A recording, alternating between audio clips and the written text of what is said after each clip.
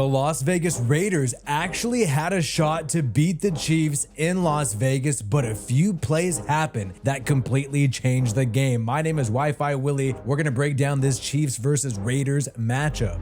So everybody was expecting the Raiders to be absolutely blown out in this game, including Raiders fans, because the past few weeks have been absolutely devastating for Las Vegas. But here you had it. In the third quarter, 13-17, the Chiefs with the lead backed up against their own end zone. A critical mistake here happened for Patrick Mahomes when the ball was tipped as he released it, and then you instantly had a Trayvon Merring interception. This set the Raiders up with beautiful field position, and you started to think, all right, the Raiders had a field goal on their drive previous to this late in the third quarter. Could the Raiders maybe get ahead and get this victory against the Kansas City Chiefs? When you saw the beginning of this game, Chiefs went down and scored for a touchdown. Raiders went down and scored for a touchdown. And for a little bit in the first quarter, the Raiders actually had the lead at a certain point in this game, 10-7. Nobody saw that coming. And I know this is a very narrow lead,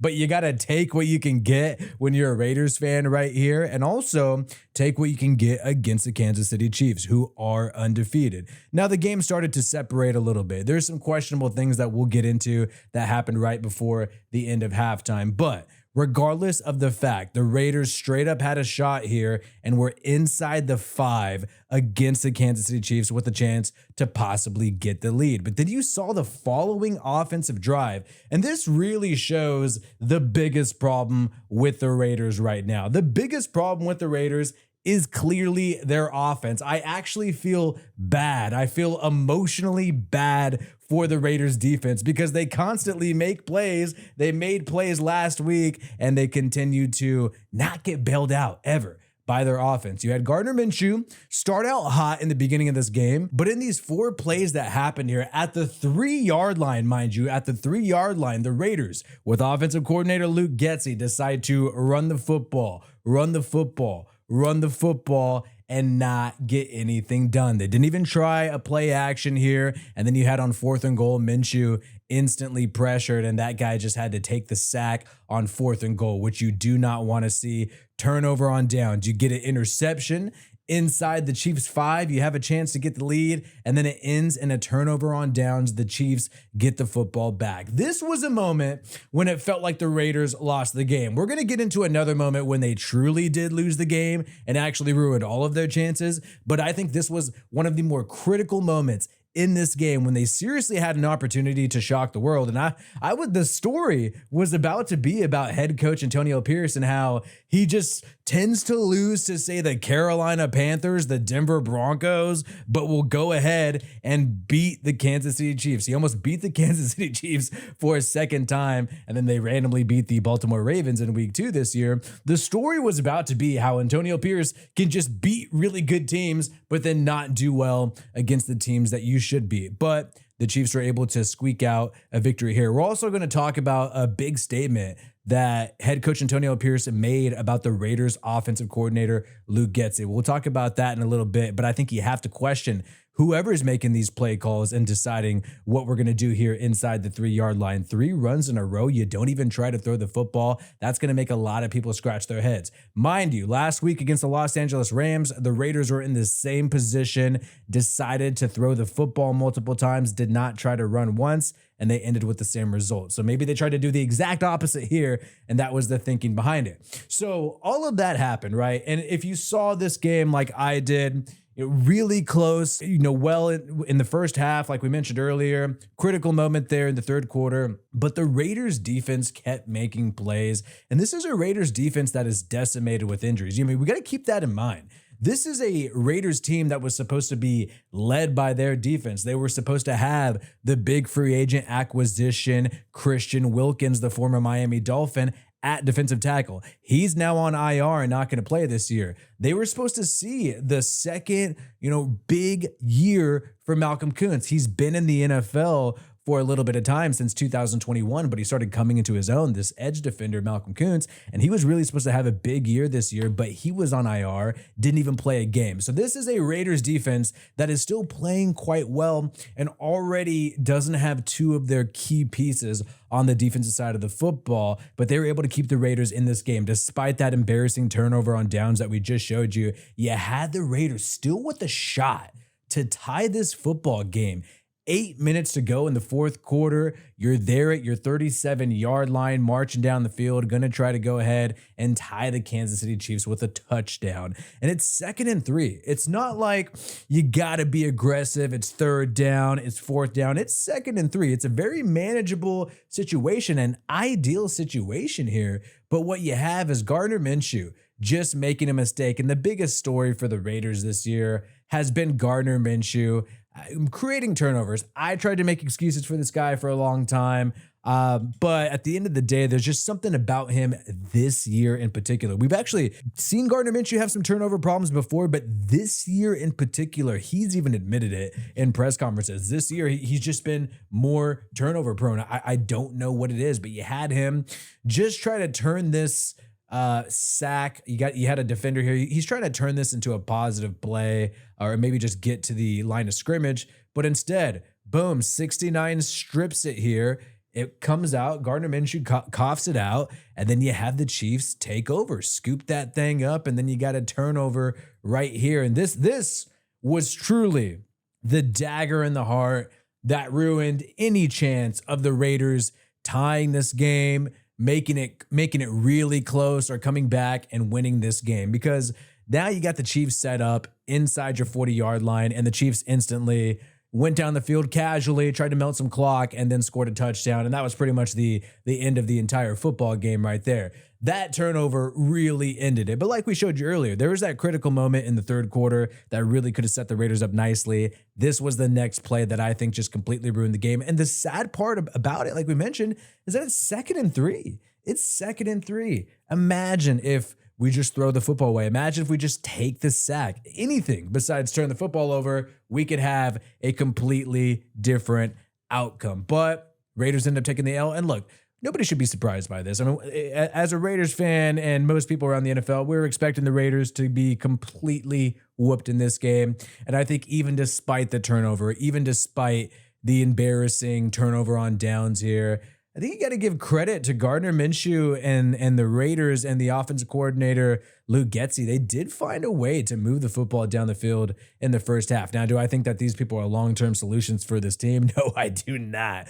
But they did better than expected. They got low expectations, and they did a lot better than expected. Max Crosby did well in this game. You didn't see him pop on the stat sheet, but there was a moment when Tyree Wilson, the former first-round pick under Josh McDaniels, pick number 7 in the 2023 draft, well, he got a sack due to Max Crosby helping out with the pressure. But you had Max Crosby and Kareem Hunt getting into it here, getting heated at one another. And we know Crosby's the #1 trash talker for the Raiders. And you saw him say something about Kareem Hunt talking. You're talking all day. You're talking all day. Something to that effect here. But we can't make a clickbait viral moment saying, oh, Crosby and Kareem Hunt fight each other on the field. We can't do that because they shook hands here. They shook hands here and everything was well and good afterwards. So little heated matchup during this game, and we expected this game to be a little bit heated because this was the Muppet game. Remember, not only did unfortunately Antonio Pierce, riding high after beating the Chiefs on Christmas, ended up saying in the offseason that the Raiders had the recipe to beat the Kansas City Chiefs, which I don't know. I think kind of like my hair that keeps falling down here. I don't think you want to, point that out really and try to boast and make a big statement about that, because it's going to set yourself up to get roasted. I think that's what Antonio Pierce did when he said that the Raiders had the recipe to beat the Chiefs. And then on top of that, in training camp, you had a player, a rookie, end up grabbing the Muppet that a fan brought of Patrick Mahomes, mocking Patrick Mahomes. Yeah. And I believe that is the rookie Trey Taylor. You guys let me know in the comments below. So that is going to set yourself up to get roasted. And obviously, Patrick Mahomes was asked about that viral moment in training camp in July when that happened, and Patrick Mahomes had this to say. The Raiders with the Muppet of you. Is that something that you kind of compartmentalize when you use it when you get ready to play them? Yeah, I mean, it's still early in the year. Kind of stuff like that happens. It'll get handled when it gets handled. So the storyline was, oh, look how the Raiders pissed off Patrick Mahomes. So they got to be worried about that. They got to be scared of Mr. Mahomes, which is true. I mean, obviously, he's going to remember the trash talk and have extra motivation for the game. Do I think that really changes anything substantially? No, but this was the story going into this game. And that's why at this game at Allegiant Stadium, you had the Muppet here, a fan, I believe a Raiders fan dressed as a Muppet. And I see these guys are just trying to have some fun. And shout out to them for trying to have some fun going into this game. But do I want to see the Raiders make fun of the Chiefs when we got 2 wins on the season, 2-6, where it looks like the best scenario is that they tank? I mean, you really can't be talking trash when you're a rebuild team and a team that's just not successful. I mean, the last time the Raiders talked some serious trash on the Kansas City Chiefs is in 2020 when they did the wheels on the bus go round and round with John Gruden. But I felt like that team was more competitive and ready to go toe to toe against the Chiefs, and they almost swept them in 2020. Went 1 of 1 and really had a more competitive offense. So don't think the Raiders should be talking mad trash, but that's what happened. And not only did the Raiders kind of blow it on the offensive side of the football with the turnover, especially with Gardner Minshew, but there were some weird kind of decisions by Antonio Pierce. I don't think this is too big of a deal, but you had other beat reporters point this out, that the Raiders are more concerned with killing clock than getting a first down. This was less than 2 minutes ago, before the end of the second quarter, before halftime. The Raiders did a quick pass to Jacoby Myers and ran the football. It looked like they were trying to melt clock with 2 minutes to go, so Mahomes doesn't have much to work with. Instead of trying to put together a drive, at the 2-minute warning mark, instead, they were pretty much playing melting clock, which was weird because they were down 4 points. Yeah, they got the ball at the start of the half, but you would think you'd want to actually try. I mean, granted, the Raiders don't have a good offense. They don't have a good quarterback. So do you really want to try? There's that question, but it was just playing completely conservative football, and it has to make you think. Is there some type of discussion in the background with Pierce, the general manager, Mark Davis, saying, hey, let's not be too aggressive in these games. Maybe they're not tanking, but maybe Pierce is encouraged by higher ups to play more conservative football. Maybe. I mean, if you're looking towards the draft, that could be a possibility. But regardless, despite the fact that there was a lot of conservative tendencies and all those mistakes, at the end of the day, you saw Minshew put together a decent drive, or with 2 minutes left in the game. He had that touchdown to DJ Turner. And, this was kind of a garbage time touchdown, right? That's what we all like to call it in this moment, down 2 touchdowns at 2:05. But I do like the fact that Minshew took a serious hit here, and was still able to get this football off, fire it in, and get the touchdown to DJ Turner. I thought that was a good play by him. I mean, if we're going to rip into him with all the negative plays, I think we got to point out some positives when he does do it. Granted, I would have liked to see the Raiders do this when it actually mattered, when it wasn't in garbage time. But at the same time, maybe they had luck on this drive because the Chiefs were playing a more prevent defense, playing a little soft, right? So big questions here for the Raiders, though. We know that we can't expect much this season, but it seems like there's a nucleus of players who the Raiders are going to build on, Brock Bowers being one of them.